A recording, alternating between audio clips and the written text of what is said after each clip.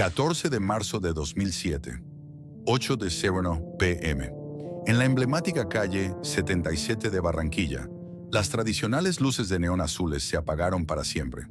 Un operario trepó por la fachada y desatornilló la letra BK gigante. No hubo lágrimas de quiebra, ni puertas cerradas por embargos. Simplemente, en una noche, el nombre desapareció. Durante casi 4 décadas, ese letrero fue el alma del Caribe colombiano. Vivero no era una simple tienda por departamentos. Era el plan del domingo en familia, el refugio con aire acondicionado en las tardes calurosas, el lugar de los regalos de Navidad y el orgullo inmenso de un emporio que nació en una modesta camisería barranquillera. Llegaron a tener decenas de sucursales y se midieron de tú a tú con los gigantes nacionales, facturando millones.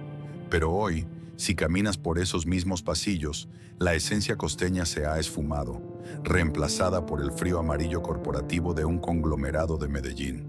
Los estantes siguen llenos, las cajas siguen sonando, pero la identidad fue borrada por completo. ¿Cómo se evapora una marca que estaba en su mejor momento comercial? No fue la crisis económica ni la falta de clientes. A veces, el mayor peligro para una empresa familiar no es fracasar, sino ser lo suficientemente exitosa como para ser devorada por un pez más grande en la cadena alimenticia del capitalismo. Barranquilla, 1969-2007. La historia de cómo las fusiones financieras y la guerra del retail en Colombia terminaron por silenciar a la tienda más querida de la costa.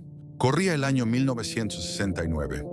Barranquilla, la puerta de oro de Colombia, era una ciudad que respiraba comercio. Un puerto vibrante donde se entrelazaban culturas, sueños y el implacable sol caribeño. En ese escenario, donde el ingenio comercial parecía florecer en cada esquina, un hombre llamado Alberto Asou Safrani plantó la primera semilla de lo que llegaría a ser un imperio. No empezó con hipermercados gigantescos, ni con escaleras eléctricas, ni con ostentosas campañas de marketing. Empezó simplemente en un pequeño local, comercializando saldos textiles de fábrica. Don Alberto, o Don Albert, como le llamarían cariñosamente sus colaboradores, abrió las puertas de su modesto negocio con una visión clara. En un país donde la economía apenas comenzaba a modernizarse, ofrecer a las familias barranquilleras ropa y telas de calidad a precios accesibles era una necesidad y al mismo tiempo una oportunidad de oro. El establecimiento, situado en las cercanías del vivero municipal de la ciudad, tomó prestado el nombre de su frondoso vecino. Así, casi por un accidente geográfico y poético, nació Almacenes Vivero. Un nombre que, sin que nadie lo sospechara aún, terminaría echando raíces profundas en el corazón y en la memoria de toda la región Caribe. En aquel entonces, el comercio en Colombia era un asunto estrictamente local, casi íntimo. No existían los códigos de barras, las tarjetas de fidelidad electrónicas, ni los estudios de mercado algorítmicos. El comercio se basaba en la palabra, en el apretón de manos, en conocer el nombre de la señora que venía a comprar los uniformes escolares. Alberto Asou entendió esto mejor que nadie. Él no estaba construyendo solo un negocio transaccional, estaba construyendo una comunidad. Su filosofía empresarial, adelantada décadas a su tiempo, se resumía en una máxima poderosa y sencilla: empleados felices, clientes felices. Para Don Albert, el balance financiero no lo era todo. Conceptos que hoy son moda, como la responsabilidad social, el valor compartido y el liderazgo empático, eran prácticas cotidianas en su tienda antes de que existieran en los libros de administración. En aquel modesto almacén se forjó una cultura organizacional familiar, cálida y profundamente costeña. Trataba a todos por igual, generando una lealtad absoluta. Vivero comenzó a ser sinónimo de Barranquilla, y Barranquilla comenzó a apropiarse de Vivero. Pero la visión de la familia Asou no se limitaría a los saldos textiles o a las camisas. Barranquilla crecía, se expandía, y con ella las aspiraciones de sus habitantes. Las familias de la clase media emergente ya no solo buscaban ropa, anhelaban modernidad, electrodomésticos, juguetes de temporada y un lugar cómodo donde pudieran abastecer sus hogares de manera integral. A mediados de la década de 1970, el comercio minorista mundial estaba cambiando, Y en Colombia, otras ciudades ya veían el nacimiento de grandes corporaciones que amenazaban con acaparar el mercado nacional. Es aquí donde Vivero enfrentó su primera gran encrucijada, su momento de todo o nada. El dilema era claro: quedarse como un exitoso pero limitado negocio de ropa de centro de ciudad, o dar un salto al vacío y transformarse en un formato completamente nuevo. Don Alberto eligió el riesgo. Con una intuición comercial impecable, Vivero comenzó una metamorfosis radical. Las estanterías de rollos de tela dieron paso paulatinamente a los pasillos de abarrotes. Las vitrinas se ampliaron para hacer espacio a los artículos para el hogar y la tecnología básica de la época. Se introdujo el formato de supermercado y almacén por departamentos bajo un mismo techo, un concepto revolucionario y audaz para la región Caribe en ese momento. No fue una transición exenta de miedo. Cambiar el modelo de negocio requería inversiones monumentales, convencer a los bancos, establecer cadenas de suministro complejas y, sobre todo, reeducar al consumidor barranquillero. Había que convencer a las amas de casa de que ya no necesitaban peregrinar entre el mercado público, el sastre y la cacharrería. Ahora podían encontrarlo todo en un solo lugar, limpio, organizado y con el respaldo de confianza de la familia Asud. La apuesta era gigantesca. Si fallaban, perderían todo lo que habían construido en sus humildes inicios. Pero la estrategia, cimentada en esa conexión inquebrantable y humana con sus clientes, resultó ser un escudo impenetrable contra el fracaso. La gente de Barranquilla abrazó el nuevo formato. Ir a comprar a Vivero dejó de ser una simple tarea doméstica para empezar a convertirse en una experiencia, en una salida aspiracional. El modesto local comercial había mutado. La semilla plantada cerca del vivero municipal había germinado con fuerza, rompiendo el asfalto del centro, preparándose para extender sus ramas y su sombra por toda la costa colombiana. El escenario estaba listo. Vivero ya no era una simple tienda. Estaba a punto de convertirse en el máximo orgullo de toda una región. Llegaron los vibrantes años 80 y 90, y con ellos la verdadera época dorada de Almacenes Vivero. El modesto local comercial de saldos textiles ya era un lejano recuerdo fundacional. En su lugar, se erguían imponentes hipermercados y tiendas por departamentos que redefinieron por completo el consumo en el norte de Colombia. Para la sociedad costeña de la época, cruzar las puertas automáticas de un vivero era entrar en un oasis de modernidad y confort. El sofocante calor del mediodía barranquillero o cartagenero se disipaba de golpe al sentir el impacto helado del aire acondicionado central. Ese simple detalle atmosférico que hoy parece tan cotidiano, en aquella época era un lujo excepcional, un símbolo de estatus, frescura y progreso que la marca ofrecía democráticamente a todos sus visitantes. Vivero dejó de ser un simple punto de transacción comercial para convertirse en el epicentro de la vida social regional. Nació entonces lo que en la costa se conocía religiosamente como el Plan de Domingo. Ir a Vivero no era una diligencia aburrida ni una obligación pesada. Era una salida familiar en toda regla, un evento en la agenda semanal.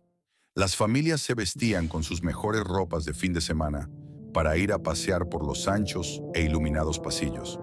Los pesados carritos de metal se llenaban no solo con la compra de la quincena, el arroz, el aceite, las carnes y el jabón, sino que el recorrido obligaba a pasar por la sección de electrodomésticos para soñar con el último televisor a color y por la mágica sección de juguetes, donde los niños dejaban volar su imaginación entre pasillos de bicicletas y muñecas.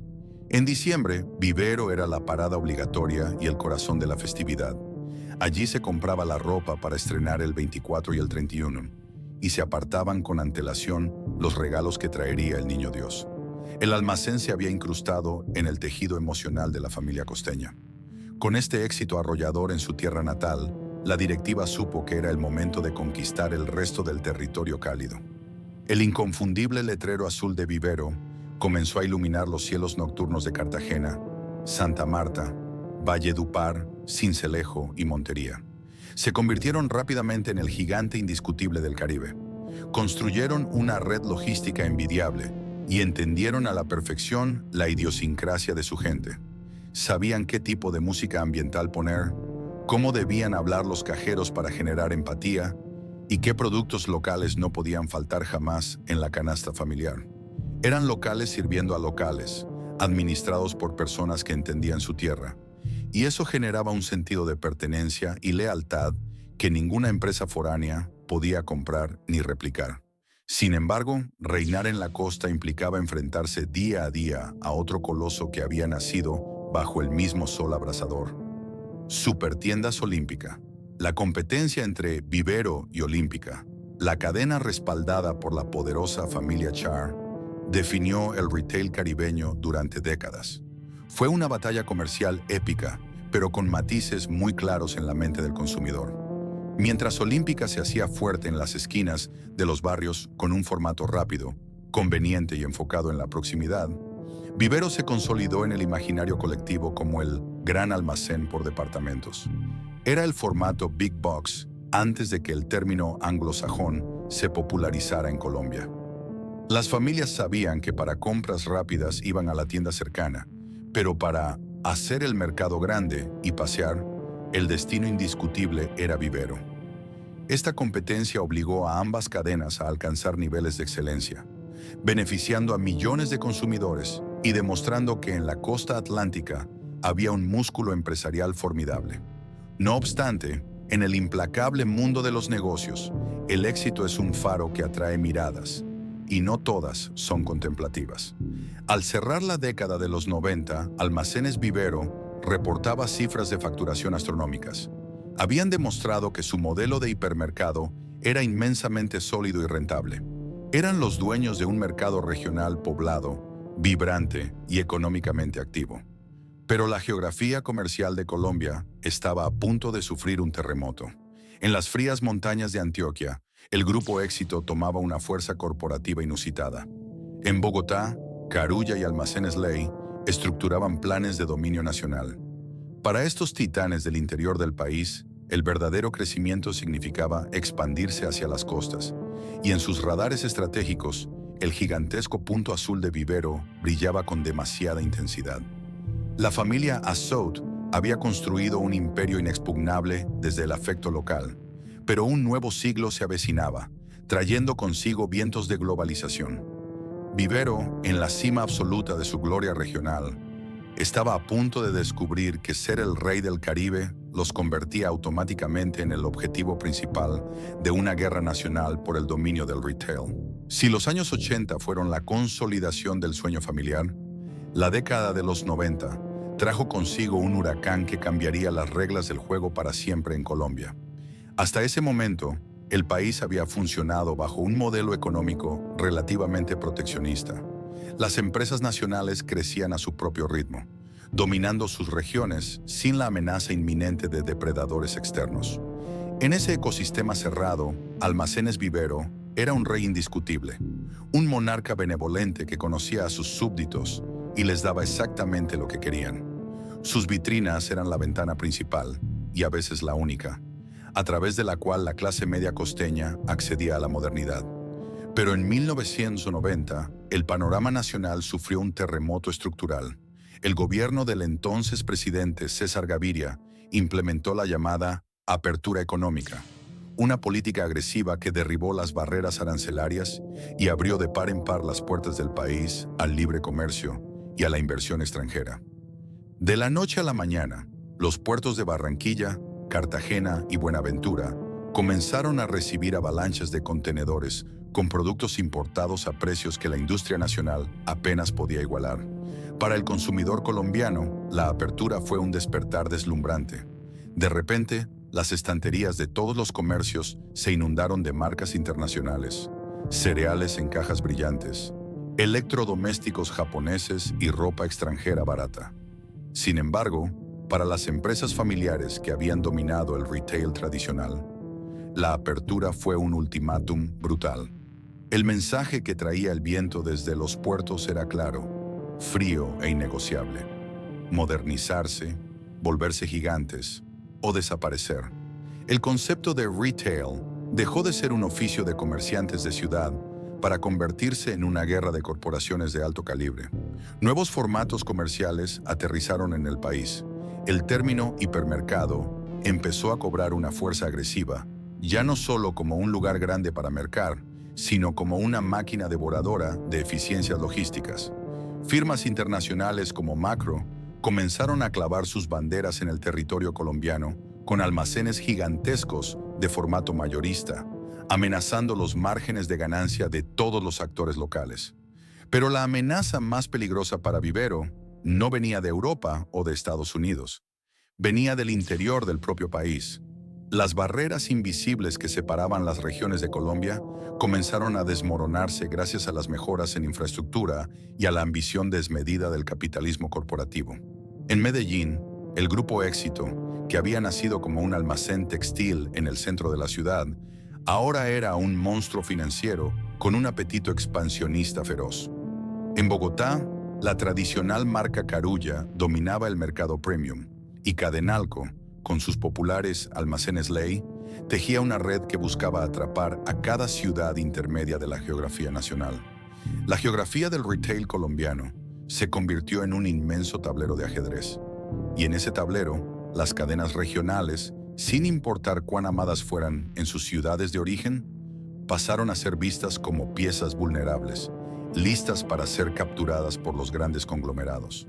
En las oficinas directivas de almacenes Vivero en Barranquilla, la familia Assaut se reunió frente a los mapas de expansión y los reportes financieros.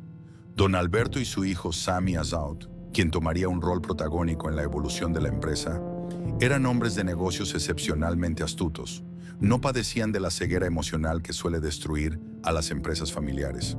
Mientras muchos fundadores de otras cadenas regionales a lo largo del país se negaban a aceptar la nueva realidad, confiando ingenuamente en que el amor del cliente local los protegería de las chequeras de los conglomerados, los Assaut sabían que la lealtad de la costa no iba a detener la maquinaria del libre mercado.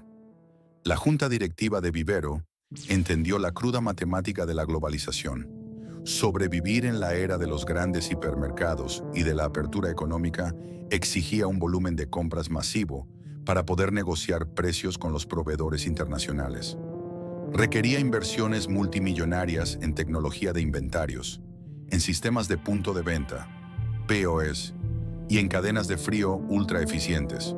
Un negocio que dependía únicamente del mercado de la costa atlántica, por más próspero que fuera, terminaría inevitablemente asfixiado por los márgenes de los gigantes nacionales, quienes podían diluir sus costos operativos a lo largo de todo el país.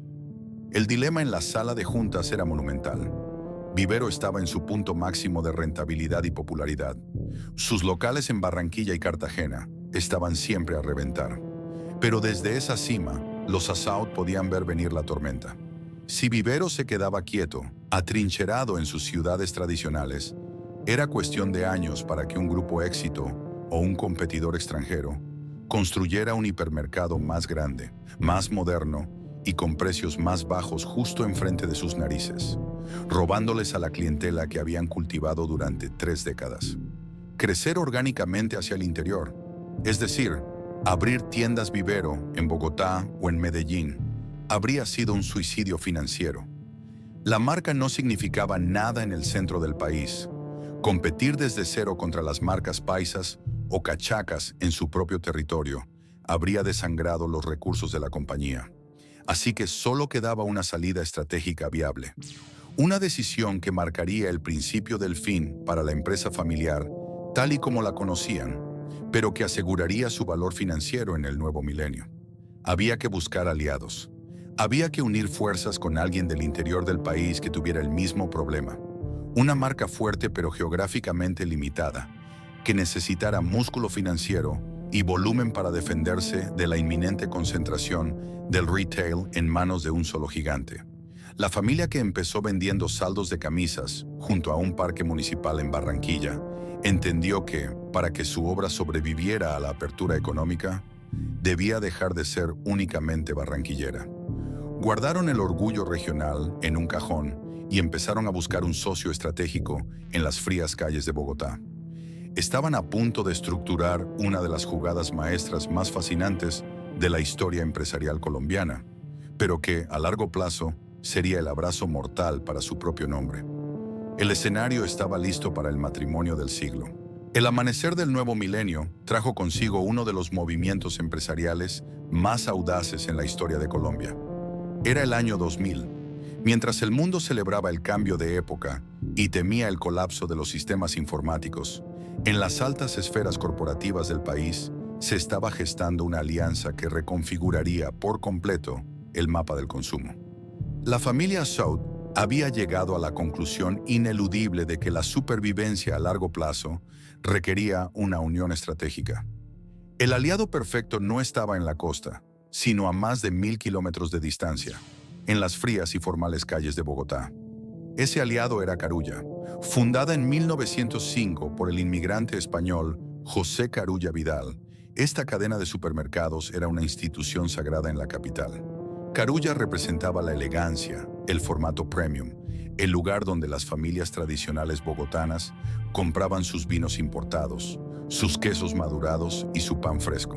Sin embargo, Carulla tenía su propio talón de Aquiles. Era poderosa en supermercados de tamaño medio, pero carecía de la experiencia y la infraestructura en el formato de hipermercados gigantes que dominaba el mercado global. Además, su presencia en el sofocante y lucrativo mercado de la costa Caribe era débil. Eran en esencia dos gigantes con fortalezas complementarias y debilidades compartidas. Vivero dominaba los hipermercados, la ropa, los electrodomésticos y el trópico. Carulla reinaba en los supermercados de alta gama, los alimentos premium y el frío andino central. Ambos necesitaban blindarse contra la inminente embestida del Grupo Éxito y de las cadenas multinacionales. Las negociaciones se llevaron a cabo con un nivel de sigilo y precisión milimétrica. Y cuando finalmente se hizo el anuncio público, el mundo financiero colombiano quedó paralizado. Almacenes Vivero y supermercados Carulla se fusionaban para crear una nueva superentidad comercial. Carulla Vivero S.A. fue, sin exagerar, el matrimonio del siglo en el retail colombiano. De la noche a la mañana, esta fusión creó la segunda cadena minorista más grande del país. En el papel, la operación era una obra maestra de la ingeniería financiera. Las sinergias logísticas permitieron reducir costos drásticamente. Ahora compartían centros de distribución, poder de negociación unificado frente a gigantes como Coca-Cola o Nestlé, y una huella geográfica que abarcaba las ciudades más importantes del territorio nacional. Desde un punto de vista puramente económico, la familia South había salvado el patrimonio y catapultado su negocio a las grandes ligas corporativas. Pero los matrimonios corporativos, al igual que los humanos, rara vez son perfectos, y la fusión de Carulla Vivero S.A. trajo consigo un profundo e inevitable choque cultural. En los pasillos de las oficinas centrales comenzó a vivirse una tensión invisible pero palpable. El choque entre el mundo cachaco y el mundo costeño. La cultura de Carulla era bogotana hasta la médula, estructurada, jerárquica, solemne, atada a protocolos estrictos y a una visión tradicionalista del comercio. Por el contrario, la cultura de Vivero, forjada por Don Alberto y modernizada por Sami Assaud, era caribeña, cálida, horizontal, rápida en la toma de decisiones y fundamentada en las relaciones interpersonales, en el tuteo amable y en el trato familiar. Integrar los sistemas de inventario fue una tarea técnica compleja, pero integrar las almas de ambas empresas resultó ser un desafío emocional y administrativo titánico. Para el cliente barranquillero, cartagenero o samario, nada parecía haber cambiado en la superficie. Los inmensos hipermercados de Vivero seguían allí, con sus luces azules y sus ofertas de fin de semana. Sin embargo, en el interior de la organización, la identidad original de Vivero comenzó a diluirse lentamente. La familia South, aunque mantenía posiciones de altísimo liderazgo y un porcentaje accionario vital, ya no era la dueña absoluta de su destino. Ahora debían rendir cuentas a una junta directiva mixta, a fondos de inversión internacionales, como Newbridge, que entró a inyectar capital, y a los accionistas minoritarios de la Bolsa de Valores. La camisería que nació al lado de un parque municipal era ahora una corporación sin rostro. Las decisiones que antes se tomaban tomando un tinto en Barranquilla, ahora requerían presentaciones de PowerPoint, aprobaciones de comités de riesgo y análisis financieros en Bogotá. Vivero había ganado la guerra de la supervivencia financiera, pero paradójicamente había empezado a perder la batalla de la identidad. Al renunciar a su independencia total, Vivero pasó de ser un jugador impredecible y ágil a ser la pieza más valiosa de una corporación inmensa. Y en el implacable mundo del retail, construir una empresa corporativa enorme, exitosa y altamente rentable tiene un efecto secundario peligroso. Te conviertes en el trofeo perfecto para alguien con más dinero. El éxito de Carulla Vivero S.A. demostró que las fusiones podían dominar a Colombia. Demostró que tener supermercados premium y grandes hipermercados bajo una misma sombrilla era el modelo perfecto. Fue un trabajo tan brillante, una empresa tan sólida y tan bien administrada, que desde las montañas de Antioquia, los directivos del Grupo Éxito y su socio mayoritario, el gigante francés Grupo Casino, comenzaron a mirar hacia Carulla Vivero, no como un simple competidor, sino como la presa más codiciada del continente. El matrimonio había funcionado a la perfección, estaban en la cima, y precisamente por estar en la cima, el depredador más grande de todos ya había iniciado la cacería. Para mediados de la década del 2000, el ecosistema comercial de Colombia se parecía más a un juego de monopolio en su fase final que a un mercado de libre competencia. La fusión de Carulla Vivero S.A. había demostrado ser un rotundo triunfo financiero y operativo, consolidándose como la segunda fuerza retail más importante de la nación. Sin embargo, en el horizonte corporativo se proyectaba una sombra colosal que amenazaba con oscurecer incluso al brillante sol del Caribe. Esa sombra provenía de las montañas de Antioquia y tenía nombre propio: el Grupo Éxito. El Grupo Éxito ya no era simplemente una empresa paisa exitosa, era una maquinaria de expansión indetenible. Respaldados por el enorme músculo financiero del conglomerado francés Grupo Casino, los directivos en Medellín habían diseñado una estrategia clara y letal: la consolidación absoluta del mercado minorista colombiano. Ya habían demostrado su apetito voraz años atrás al absorber a Cadenalco, y con ello, a la histórica cadena de almacenes Ley. Su chequera parecía infinita, y su ambición corporativa no conocía límites geográficos. Al observar el mapa de Colombia en sus oficinas centrales, el alto mando del Grupo Éxito encontraba un obstáculo monumental para su hegemonía total. Por un lado, en las frías calles de Bogotá, no lograban penetrar el segmento premium y de alta fidelidad que Carulla dominaba con mano de hierro. Por otro lado, en la cálida y vibrante costa atlántica, sus hipermercados Éxito chocaban de frente contra el muro azul de Almacenes Vivero. Vivero no solo conocía mejor a su cliente caribeño, sino que tenía las mejores ubicaciones, la lealtad inquebrantable de las familias y una operación logística perfectamente aceitada para el trópico. Entrar a competir desde cero en Barranquilla o Cartagena contra el hijo predilecto de la ciudad era una tarea titánica y sumamente desgastante. Para el gigante paisa, la ecuación era sencilla pero extremadamente costosa: intentar derrotar a Carulla Vivero, tienda por tienda, en una guerra de precios agresiva, tomaría décadas y costaría miles de millones de pesos en pérdidas de márgenes. Pero en el ajedrez del capitalismo salvaje existe una regla de oro: cuando no puedes destruir a tu rival más fuerte, la solución más eficiente es comprarlo. Carulla Vivero, precisamente por estar en su máximo esplendor, se convirtió, de manera paradójica, en la presa más codiciada del país. La alianza que la familia Asud había forjado para protegerse de la globalización terminó construyendo la estructura corporativa perfecta para que un mega conglomerado la adquiriera de un solo bocado. La tensión en el ambiente empresarial era innegable. Las filtraciones en la prensa financiera comenzaron a circular, y en las calles del norte del país, el rumor de que los paisas venían por Vivero empezó a resonar con fuerza, aunque la mayoría de los clientes se negaba a creer que su almacén insignia pudiera tener un precio. El año 2006 marcó el punto de no retorno. Lo que comenzó como rumores de pasillo en la Bolsa de Valores de Colombia se materializó en un acuerdo de adquisición por parte del Grupo Éxito.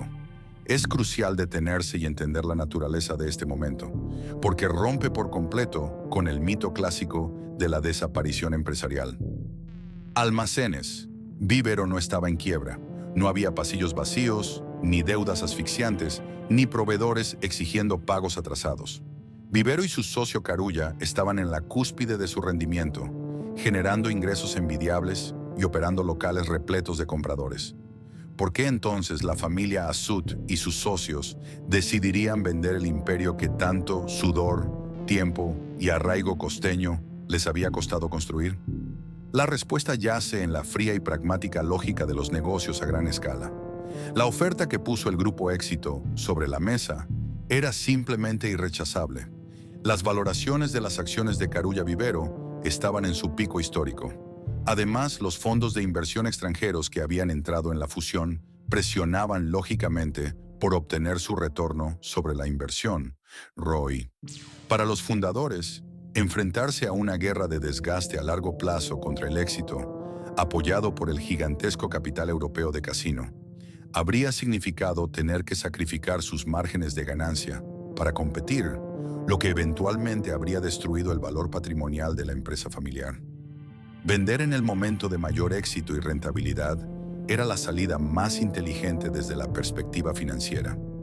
Era el triunfo definitivo y calculador del capital corporativo sobre la nostalgia regional. Cuando las firmas finalmente se estamparon en los contratos, se selló el destino de una era. El acuerdo de adquisición significó que la totalidad de la operación de Carulla Vivero pasaba a ser controlada por el Grupo Éxito, un proceso legal y operativo que se iría perfeccionando hasta su absorción total en los años venideros. Para la prensa económica, fue celebrada como la transacción comercial de la década. Los directivos y accionistas aseguraron un legado financiero impecable, confirmando que la visión de don Alberto de pasar de una modesta camisería a un emporio valorado en millones había sido un éxito rotundo. Sin embargo, en ese frío apretón de manos corporativo, algo invaluable se transfirió y al mismo tiempo se perdió. La familia fundadora entregaba las llaves. Vivero dejaba de ser un organismo vivo con identidad propia para convertirse en un simple activo dentro del balance general de un grupo con sede en Medellín. El gigante paisa no solo había comprado metros cuadrados, inventarios, estanterías y cajas registradoras. Había comprado el control absoluto del mercado. Y con ese nivel de control venía el poder absoluto de decidir qué marcas sobrevivían en el futuro y cuáles debían ser sacrificadas. La sombra del Grupo Éxito había cubierto por completo al Caribe, y la cuenta regresiva para las luces de neón del letrero Vivero acababa de comenzar. Con la firma del acuerdo de adquisición en 2006, la euforia financiera en las altas esferas corporativas fue ensordecedora, pero en las calles del Caribe, la incertidumbre comenzaba a flotar en el aire pesado y húmedo. El Grupo Éxito tenía ahora en sus manos un imperio masivo, pero también se enfrentaba a un rompecabezas de marcas que amenazaba con fragmentar su estrategia nacional. Al revisar su nuevo y vasto portafolio, los ejecutivos en Medellín desplegaron sobre la mesa un mapa comercial que incluía sus propios hipermercados, Éxito, los tradicionales almacenes Ley, los supermercados Premium Carulla y, por supuesto, la joya de la costa, Almacenes Vivero. Para un conglomerado de ese tamaño, respaldado por lineamientos europeos, la eficiencia es la única religión verdadera. Mantener múltiples marcas operando en el mismo país, con diferentes campañas de mercadeo, diferentes programas de fidelización y diferentes identidades visuales. Era considerado un desperdicio colosal de recursos. Había que unificar, había que estandarizar, había que tomar decisiones ejecutivas que, inevitablemente, herirían el orgullo de ciertas regiones. La primera decisión fue táctica y lógica. Carulla se salvaba. El Grupo Éxito reconoció que no poseía en su propio ADN una marca con el prestigio, la historia y la percepción de lujo que Carulla tenía, especialmente en Bogotá. Destruir ese nombre habría sido un error comercial catastrófico, pues perderían instantáneamente a la clientela de alto poder adquisitivo. Pero el destino de Vivero fue analizado bajo un lente mucho más frío e implacable. Vivero era, en su esencia y formato, un hipermercado. Vendía mercado, ropa, electrodomésticos y juguetes en grandes superficies. El problema radicaba en que ese era exactamente el mismo formato, el mismo core business de la marca Éxito. Desde la perspectiva de una hoja de cálculo en Medellín, mantener el nombre Vivero significaba que la corporación estaba compitiendo contra sí misma. Significaba tener que pagar publicidad doble en el norte del país. En la sala de juntas, la sentencia se dictó con la frialdad de un bisturí financiero. La convivencia era imposible.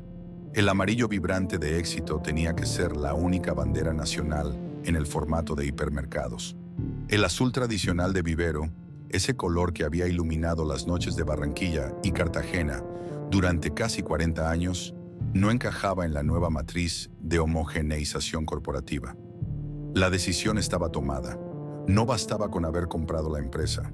Para consolidar el monopolio, la marca Vivero tenía que ser sistemáticamente borrada de la faz del país. El orgullo costeño iba a ser sacrificado en el altar de la eficiencia nacional. El proceso de eliminación no ocurrió de la noche a la mañana. Fue una metamorfosis lenta, quirúrgica y para muchos dolorosa de presenciar. El año 2007 se convirtió en el año del gran borrado. A lo largo de la costa atlántica y en las ciudades del interior donde Vivero tenía presencia, los clientes comenzaron a notar alteraciones inquietantes en sus rutinas de fin de semana. Primero, fueron detalles sutiles. Las bolsas de plástico dejaron de llevar el icónico logo azul. Los locutores que anunciaban las promociones por los parlantes del almacén cambiaron su tono caribeño por grabaciones neutras, estandarizadas para todo el país. Luego, las alteraciones penetraron más profundo. El surtido en las estanterías comenzó a cambiar. Los productos de proveedores regionales, aquellos con los que don Alberto Assaut había construido sus primeras alianzas, fueron lentamente desplazados para dar prioridad a las marcas propias del Grupo Éxito y a los proveedores de escala nacional. Pero el golpe de gracia, el momento en el que la realidad se hizo innegable, llegó cuando las grúas rodearon los parqueaderos. Ante la mirada atónita de los transeúntes y de los empleados que salían de su turno, operarios con cascos amarillos comenzaron a desmantelar los gigantescos letreros luminosos que decían Vivero. Ver caer esas letras era como ver derrumbarse un monumento local. Eran estructuras bajo las cuales generaciones enteras se habían dado cita. Se habían resguardado de la lluvia y habían esperado el bus de regreso a casa con las compras de la quincena. En su lugar, se izaron los enormes letreros amarillos y negros de Almacenes Éxito. El impacto interno fue igualmente desolador.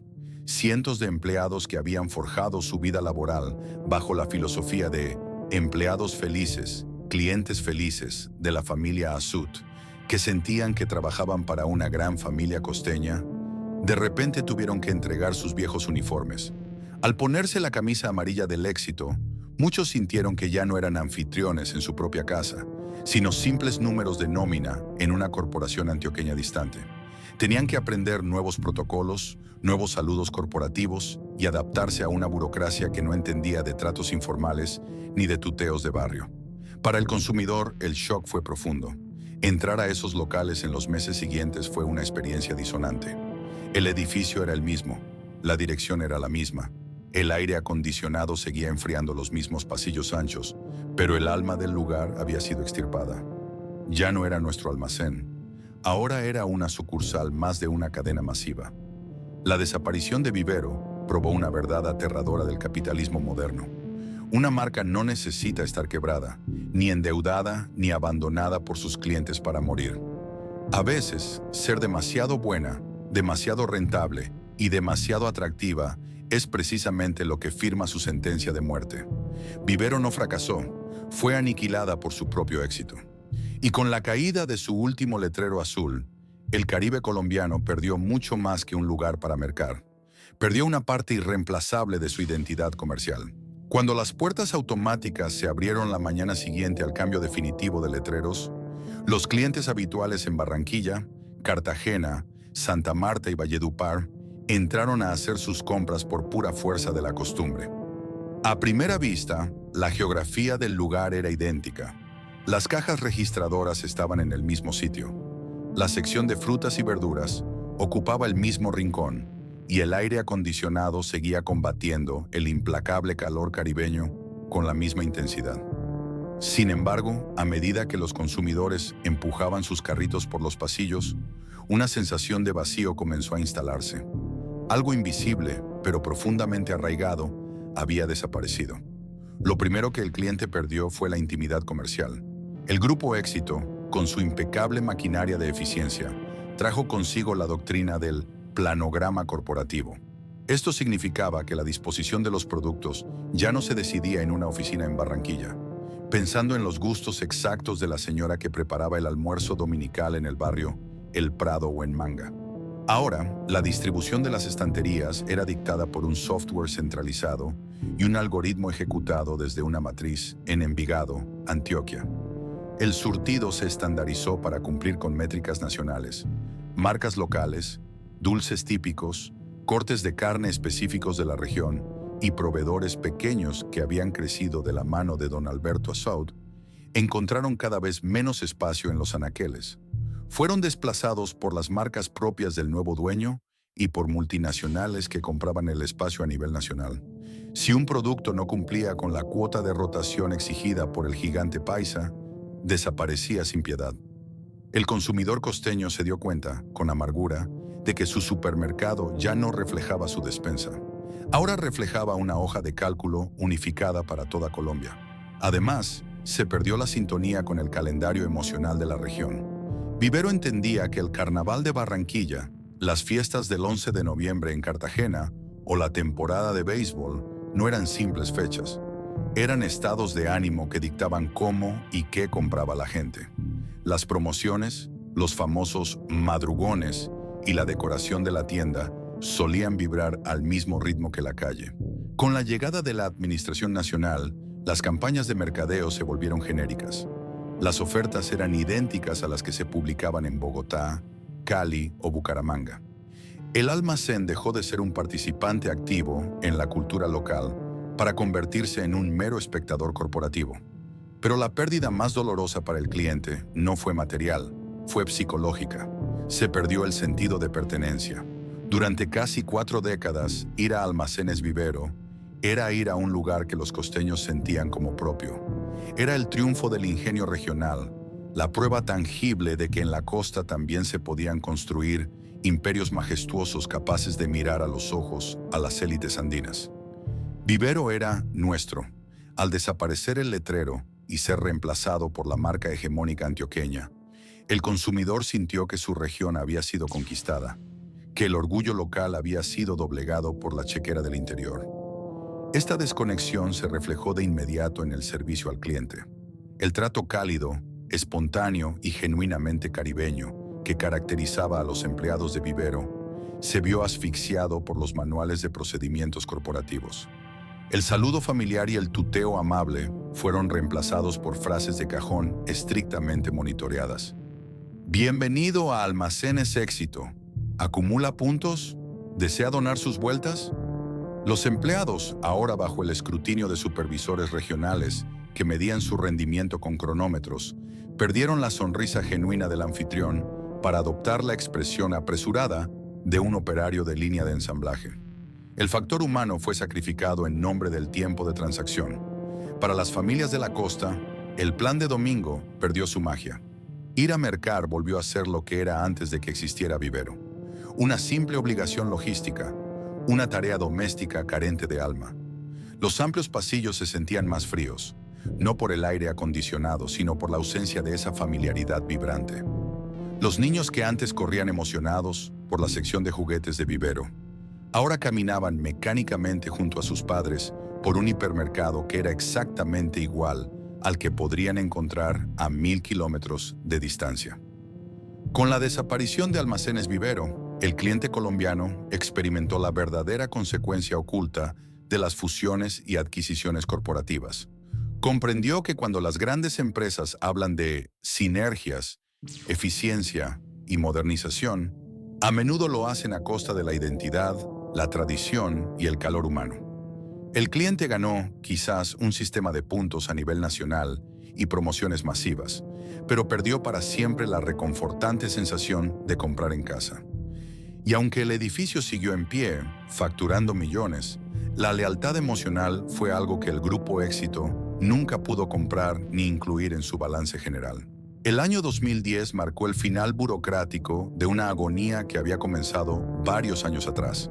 Si la caída de los letreros azules en 2007 representó la muerte física de la marca ante los ojos del público, la Asamblea General de Accionistas de 2010 fue su certificado de defunción legal. En ese momento, se formalizó y perfeccionó la absorción definitiva de Carulla Vivero S.A. por parte de Almacenes Éxito S.A. La empresa que don Alberto Assaut había fundado con tanto esfuerzo como una modesta camisería dejó de existir oficialmente en los registros de las cámaras de comercio. Ya no quedaba ni el rastro administrativo de la razón social. El gigante antioqueño había tragado, digerido y asimilado por completo a su contraparte caribeña. Este hito legal no solo cerró para siempre un capítulo en la historia de una familia, sino que inauguró formalmente un nuevo orden en el retail colombiano. Con Vivero fuera del tablero comercial y la histórica cadena Ley también borrada del mapa, el panorama del país se transformó en un frío oligopolio de titanes. La época romántica de los emporios regionales, donde una cadena dominaba el trópico, otra las montañas y otra la capital, había terminado de manera abrupta. A partir de esa década, el mercado nacional quedó bajo el control de maquinarias corporativas masivas, estructuradas bajo métricas internacionales, que no entendían de acentos ni de lealtades geográficas. Esta brutal consolidación trajo consigo una verdad incómoda del capitalismo moderno. Para construir un mercado retail eficiente, altamente rentable y capaz de resistir las crisis económicas, las marcas independientes y regionales casi siempre deben ser sacrificadas. Las grandes economías de escala repudian las singularidades locales. El consumidor colombiano se vio inmerso en un proceso de estandarización sin precedentes. A partir de ese momento, daba igual si un cliente empujaba un carrito en un pasillo de la calle 77 en Barranquilla o en el barrio El Poblado de Medellín. Los productos, la disposición de las estanterías, la música de fondo y los uniformes de los empleados eran idénticos. La eficiencia logística absoluta había derrotado definitivamente a la identidad cultural. Pero, en medio de esta transición corporativa, ¿qué sucede con los arquitectos humanos de un imperio cuando su obra es vendida y desmantelada pieza por pieza? La familia Sud, que había asegurado un patrimonio financiero formidable a través de la inteligente venta de sus acciones, enfrentó el vacío existencial que deja la ausencia del propósito familiar. Sami Assaut, quien había tomado las riendas y había sido la mente maestra en la modernización, expansión y posterior fusión de la cadena, tomó un camino que ilustra a la perfección el cierre de su ciclo empresarial. Consciente de que su etapa en la guerra de precios del retail masivo había concluido al entregar las llaves de Vivero, Assaut no intentó aferrarse al pasado ni fundar una nueva cadena de supermercados para competir contra el monstruo que él mismo ayudó a crear. Comprendió que el tablero corporativo ya no le pertenecía y que el sector se había vuelto un juego exclusivamente financiero. En su lugar, decidió canalizar toda su experiencia de liderazgo hacia el impacto social genuino. Sami Assaut se alejó de los abrumadores balances de hipermercados para liderar proyectos con propósito, fundando iniciativas transformadoras como Fútbol con Corazón. Pasó de vender electrodomésticos y mercados a invertir en la educación y el desarrollo de niños y jóvenes en zonas vulnerables, aplicando esa misma filosofía fundamental de empatía que alguna vez había hecho de Vivero una potencia: enfocarse en las personas. Su trayectoria post-Vivero demostró que, aunque los grandes conglomerados pueden comprar edificios de varios pisos, inventarios y puntos de venta, jamás podrán comprar la vocación íntima de construir comunidad. El nuevo orden del retail en Colombia ya estaba cimentado, pulido y operando a máxima capacidad. Las grandes superficies estaban dominadas por Éxito, Olímpica y posteriormente Cencosud. Sin embargo, bajo la superficie de ese ecosistema comercial impecable y estandarizado, el fantasma del antiguo modelo seguía rondando en la memoria colectiva.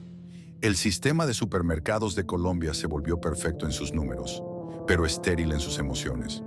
Y en ciudades como Barranquilla o Cartagena, La victoria del capital dejó un sabor agridulce. El progreso comercial había llegado para quedarse, pero cobró como peaje la desaparición del almacén más querido de toda una región. En las escuelas de negocios tradicionales, los casos de estudio sobre la desaparición de empresas suelen estar enmarcados en la tragedia del fracaso, modelos de negocio obsoletos, deudas asfixiantes, administraciones fraudulentas o una total desconexión con el mercado. Sin embargo, el caso de Almacenes Vivero plantea una lección empresarial completamente distinta, una que resulta casi contraintuitiva. Nos enseña que, en la era de los grandes conglomerados y las fusiones corporativas, hacer todo bien, dominar un mercado y tener una rentabilidad envidiable no garantiza la supervivencia de un nombre. A veces, la excelencia te convierte en el blanco perfecto. Vivero no murió de debilidad, murió de éxito. Pero las corporaciones, con todo su poder financiero, sus abogados y sus estrategias de asimilación, tienen un límite. Pueden comprar los edificios, pueden reescribir los contratos de los empleados y pueden derribar los letreros de las fachadas, pero no pueden comprar ni borrar la memoria colectiva de una ciudad. Han pasado casi 2 décadas desde que la última letra azul cayó al asfalto para ser reemplazada por el amarillo corporativo del Grupo Éxito. Y sin embargo, el fantasma de Vivero sigue rondando intacto en la geografía urbana de la costa Caribe. Si un visitante se sube a un taxi hoy en Barranquilla o Cartagena y le pide al conductor que lo lleve a la calle 75 o al centro comercial, es altamente probable que el taxista asiente y diga: «Ah, vamos pa'l vivero». Las abuelas siguen diciendo que van a mercar al vivero, y los jóvenes que apenas eran unos niños cuando la marca desapareció, utilizan el nombre como un punto de referencia ineludible. Este fenómeno es la prueba definitiva de que la marca había trascendido el plano del top of mind, estar en la mente del consumidor, para instalarse en el top of heart, estar en su corazón. El edificio puede estar pintado de otro color, los recibos de caja pueden llevar otra razón social, y el algoritmo de los inventarios puede ser operado desde Medellín, pero en el mapa psicológico y emocional del caribeño, ese terreno sigue siendo de Vivero. Es un acto de resistencia silenciosa, una forma en la que la cultura popular se niega a entregarle la victoria absoluta a la estandarización corporativa.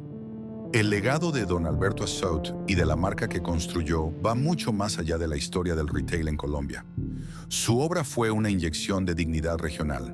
En una época en la que el progreso parecía ser un monopolio exclusivo del centro del país, Vivero demostró que en el trópico, bajo el sol implacable, también se podía construir excelencia operativa, innovación y liderazgo empresarial de talla internacional. Demostró que tratar al empleado con el mismo respeto y calidez que a la propia familia no era una debilidad folclórica, sino la ventaja competitiva más poderosa que una empresa podía tener. Hoy en día, el panorama del retail ha cambiado a una velocidad vertiginosa. El plan de domingo que Vivero perfeccionó está en peligro de extinción. Las familias modernas ahora hacen sus compras rápidamente en formatos de hard discount como D1, Ara o Ísimo en la esquina de sus barrios. O simplemente piden su mercado a través de aplicaciones móviles y comercio electrónico. La compra se ha vuelto transaccional, fría y solitaria. El hipermercado como punto de encuentro social ha ido perdiendo su magia en medio de la prisa del siglo XXI. Por eso, la nostalgia por Vivero es tan profunda.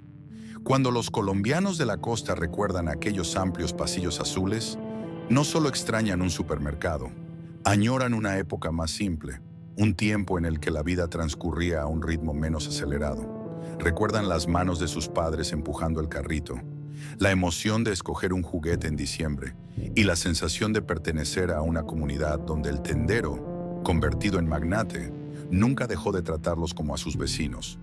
Almacenes. Vivero desapareció físicamente de Colombia. Su imperio fue vendido, su identidad fue borrada y su estructura fue absorbida por el implacable engranaje del mercado global. Pero en el implacable juicio del tiempo, Vivero logró algo que ninguna junta directiva extranjera podrá deshacer jamás. Se convirtió en un recuerdo imborrable. Y mientras un solo costeño siga diciendo «Nos vemos en el vivero», El legado de esa modesta camisería barranquillera seguirá eternamente vivo. La historia de Almacenes Vivero nos deja una lección profunda y un tanto melancólica sobre el implacable mundo de los negocios. Nos enseña que no todos los imperios comerciales colapsan por culpa de malas decisiones, deudas insalvables o la falta de adaptación al mercado. A veces una marca puede desaparecer de nuestras calles precisamente porque lo hizo todo bien. Vivero fue tan exitosa, tan rentable y tan amada por su gente que se convirtió en el activo más codiciado en la cadena alimenticia de un ecosistema corporativo nacional que no entiende de nostalgias. Pero más allá de las cifras, los porcentajes accionarios y las fusiones financieras, el borrado de Vivero nos recuerda una verdad fundamental. El retail nunca se trata únicamente de simples transacciones de dinero por productos. El comercio es cultura viva, es la memoria de nuestros fines de semana en familia, es el reflejo del orgullo de una región que demostró que podía construir grandeza comercial de talla mundial, y es el escenario físico donde millones de colombianos en el Caribe tejieron su cotidianidad. Cuando aquel gigantesco letrero azul fue desmontado de las fachadas, lo que cayó al suelo no fue solo un pedazo de acrílico y metal iluminado, fue un fragmento irreemplazable de la identidad costeña.